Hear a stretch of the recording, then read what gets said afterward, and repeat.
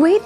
Nai-imagine nyo ba kung paano nagkaroon ng isang hidden paradise sa gitna ng isang sobrang tuyong disyerto? Is it even possible na may tubig, na may buhay sa isang lugar na mukhang wala ng pag-asa? What if I tell you na hindi lahat ng maganda sa buhay agad mong makikita? Minsan, you have to walk through something empty, something boring, something exhausting bago mo makita ang magic. Hi guys! Welcome back to my vlog! It's me again, Joy!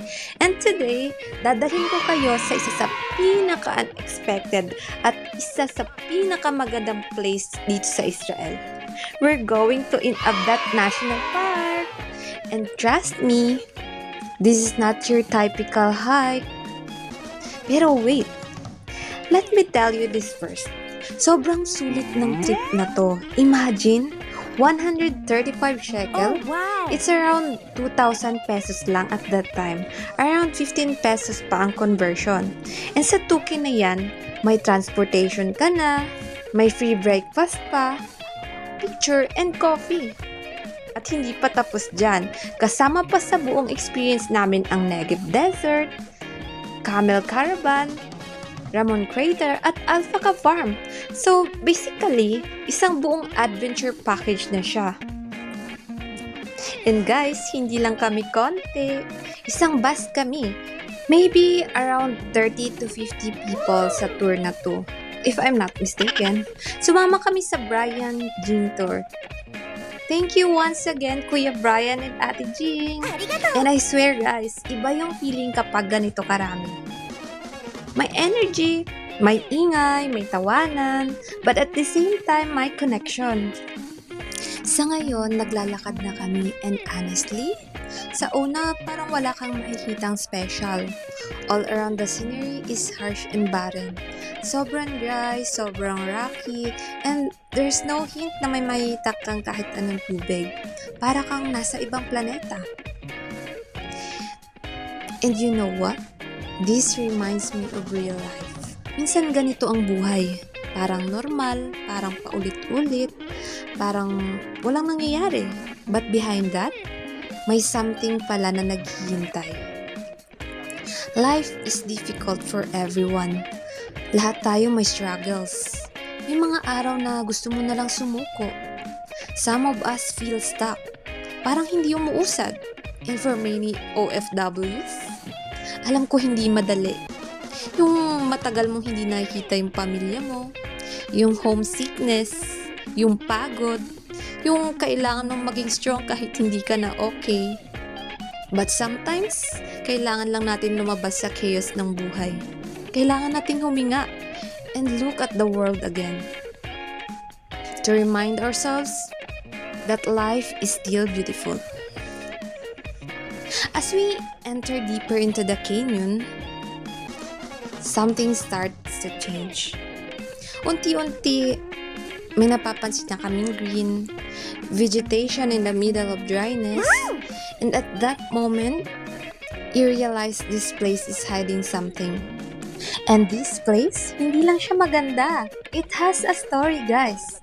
Inabdat is located in Nahal Zin, also known as the Zin Valley, the longest wadi in the Negev Desert.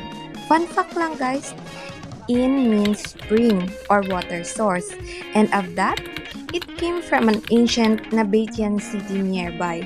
Thousands of years ago, traders passed through this exact place, carrying spices, goods, life. And you know what? What's powerful about this? In the desert, water is not just beauty. It is survival. Kung nasaan ang tubig, nandun ang buhay.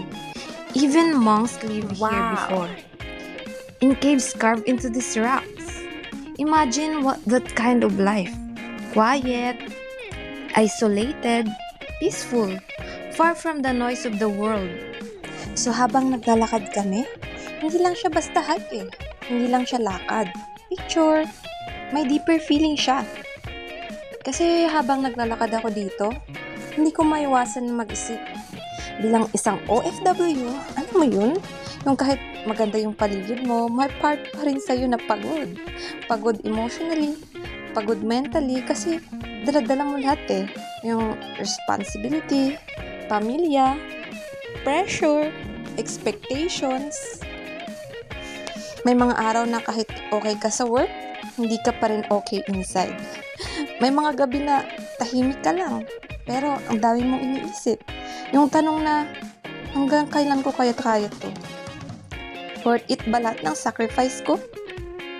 And let's be real, kakatapos lang ng gyera, lahat tayo may pinagdadaanan. Kahit hindi tayo directly nasa frontline, nararamdaman natin yung fear, yung uncertainty, yung trauma, yung tipong hindi mo alam kung anong mangyayari bukas. Kung safe ka pa ba, kung okay pa ba ang lahat. And that kind of experience, hindi siya basta nawawala. Dala-dala mo siya eh. But you know what I realized habang nandito ako? Nature heals. Hindi siya loud, hindi siya demanding, but slowly, unti-unti, binabalik niya yung peace sa'yo. Habang naglalakad ka, habang naririnig mo yung hangin, habang nakikita mo yung lawak ng mundo, parang sinasabi niya sa'yo na, relax, hindi ka nag-iisa, kaya mo pa. And this is something I want to tell, especially sa kapwa ko FWs. Alam ko, nandito tayo para mag-ipon, para kumita, para sa future, but listen to this. Money, kayang kitain ulit, but time, hindi na. Yung lakas mo ngayon, yung energy mo, yung ability mong maglakad, umakyat, gumala, hindi yan forever. Darating yung time na gusto mo pa, pero hindi na kaya ng katawan mo. Kaya habang bata ka pa, habang may pagkakataon ka, habang nandito ka sa lugar na pinapangarap lang ng iba, sulitin mo.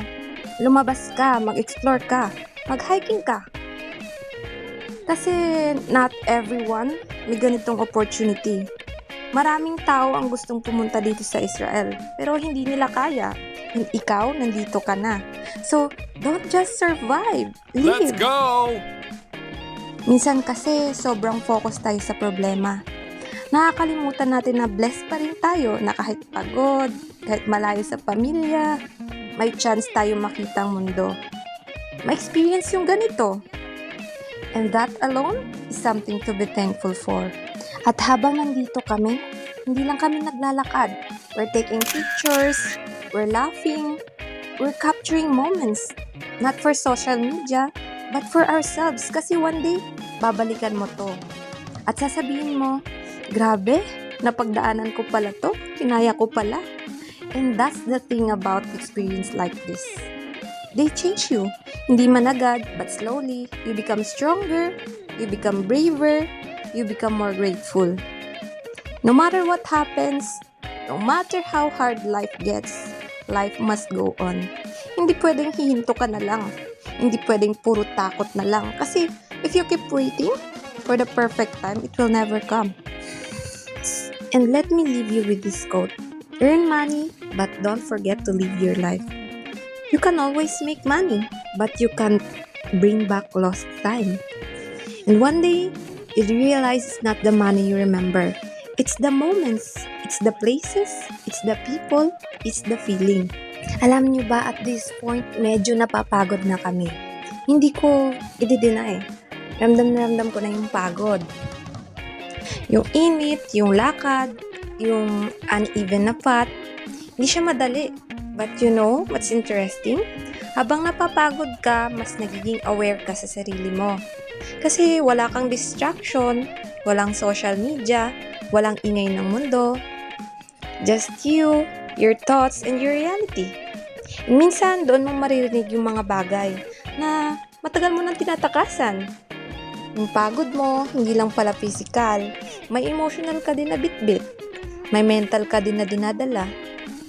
Minsan, strong ka lang sa paningin ng iba, pero deep inside, pagod ka na talaga. Yung tipong gusto mo lang ng pahinga, pero hindi pwede kasi may responsibilidad ka. May umaasa sa'yo. But being here, walking, breathing, parang kahit papaano nagiging okay ka ulit. Hindi dahil nawala na yung problema, but because You're learning how to carry it better. And habang naglalakad ako dito, napapaisip ako, what if hindi pala natin kailangan ayusin lahat agad? What if hindi natin kailangan maging okay all the time? What if it's okay to just continue? To just show up? To just take one step? Kahit pagod, kahit mabagal, as long as you're moving, you're still going somewhere. And this hike, parang buhay talaga. Hindi mo alam kung gaano kahaba. Hindi mo alam kung gaano kahirap. May part na madali, may part na gusto mo na lang umuwi. But if you stop, hindi mo makita yung dulo. Kaya minsan kahit pagod ka na, push mo lang. Kahit isa pang hakbang. Kasi baka yung hinahanap mo is just one step away. And looking around, sa mga kasama ko, I realized something. Hindi mo kailangan mag-isa. Kahit pare-pareho kayong pagod, kahit pare-pareho kayong may pinagdadaanan, you still choose to smile. You still choose to laugh. And that is strength. Minsan, hindi mo kailangan ng malalaking bagay. Hindi mo kailangan ng sobrang daming pera para maging masaya. Minsan, it's just this. A walk, a view, a moment. And it's enough. So if you're watching this, and you feel stuck, and you feel tired, this is your sign. Hindi mo kailangan ayusin lahat today. But don't stop. Keep going. Kahit mabagal, kahit mahirap, keep going. And maybe, just maybe, all this walking, all this waiting, will lead you to something beautiful. So habang naglalakad pa kami papunta ng papunta, you start to feel it like something big is about to happen. Hindi ko ma-explain pero may kakaibang energy yung lugar. Parang may tinatago siya. Parang may secret. And habang tumatagal, mas lalong nagiging tahimik. Yung ingay ng grupo, unti-unting nawawala kasi lahat kami ramdam na may paparating. And at that moment, na-realize ko, ganito pala yung feeling ng nasa pagitan ka. Hindi ka na nasa simula, pero hindi mo pa rin nararating yung dulo. And honestly, ito yung pinakamahirap na part. Kasi hindi mo alam kung worth it ba yung pagod mo. Kasi hindi mo pa nakikita yung dahilan. And isn't that just like life? Yung moments na ginagawa mo lahat, binibigay mo lahat, pero wala ka pa rin nakikitang resulta. Yung tipong pagod ka na, pero hindi ka pa tapos. And you question yourself, tama pa ba to? May patutunguhan pa ba to? Worth it pa ba? But somehow, you keep walking. Kasi deep inside, may maliit na boses na nagsasabi, konti pa, malapit na. And sometimes, that's all you need. Not a clear answer, just a little hope. And then, napansin namin, parang nag-iiba na yung hangin, mas malamig, mas fresh, and that's when you know you're getting closer.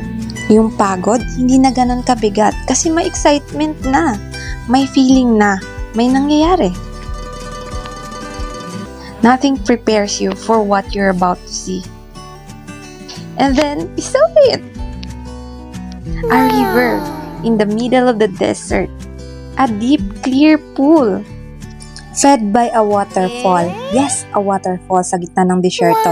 And in that moment, you understand everything. That life, even in the driest, hardest, most painful seasons, can still surprise you. Can still give you something beautiful. But don't get comfortable because this is just the beginning. In part 2, everything changes. From simple walking to a test of courage. Matatarik na hagdan, makikitid na daan at isang malikakbang, baka hindi ka na makakauwi.